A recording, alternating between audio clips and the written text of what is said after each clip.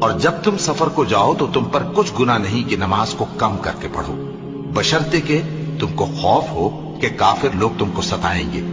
بے شک کافر تمہارے کھلے دشمن ہیں۔ اور اے پیغمبر،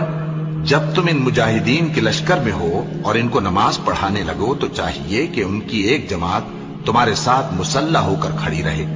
جب وہ سجدہ کر چکیں تو تم سے پیچھے چلے جائیں، اور دوسری جماعت جس نے نماز نہیں پڑھی ان کی جگہ آئے اور ہوشیار اور مسلح ہو کر تمہارے ساتھ نماز ادا کرے۔ کافر تو چاہتے ہی ہیں کہ تم ذرا اپنے ہتھیاروں اور سامان سے غافل ہو جاؤ کہ تم پر یکبارگی حملہ کر دیں، اور اگر تم بارش کے سبب تکلیف میں ہو یا بیمار ہو تو تم پر کچھ گناہ نہیں کہ ہتھیار اتار رکھو، مگر اپنا بچاؤ ضرور کر رکھو، اللہ نے کافروں کے لیے ذلت کا عذاب تیار کر رکھا ہے۔ پھر جب تم یہ نماز تمام کر چکو تو کھڑے اور بیٹھے اور لیٹے ہر حالت میں اللہ کو یاد کرو، پھر جب تم مطمئن ہو جاؤ تو پورے آداب کے ساتھ نماز پڑھو۔ بے شک نماز کا مومنوں پر اوقات مقررہ میں ادا کرنا فرض ہے۔